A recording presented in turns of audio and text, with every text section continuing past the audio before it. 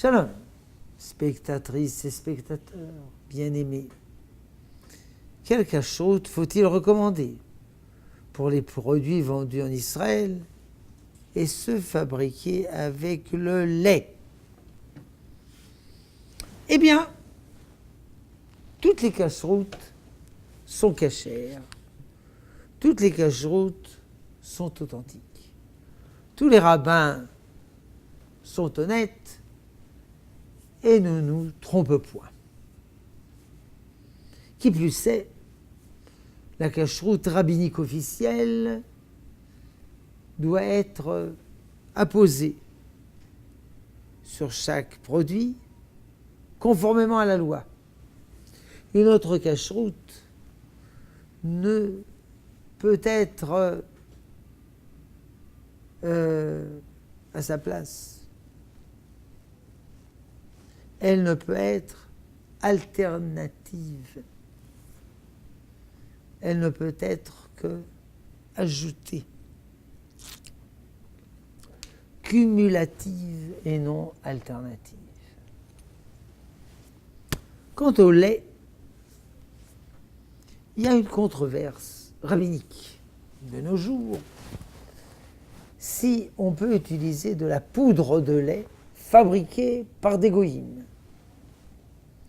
En effet, le lait qui a été trait par des goïms est interdit à la consommation de peur qu'il l'ait permuté par un lait non cachère, de truie ou d'ânesse, par exemple.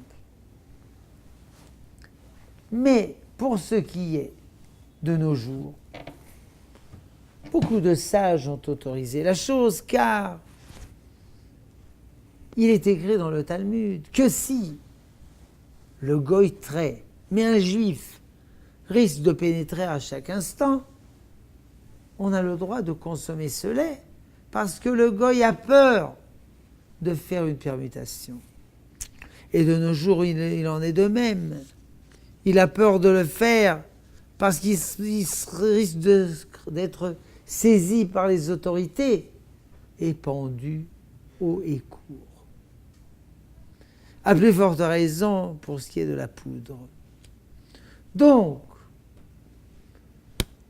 ne pas boire des produits à base de lait, de poudre de lait, nourri, goy, c'est une khumra, une mesure aggravative. Mais celui qui ne veut pas être marmire, mais uniquement respecter la loi en elle-même, c'est autorisé. Shalom, chères spectatrices et spectateurs. ערוץ מאיר, יהדות באהבה.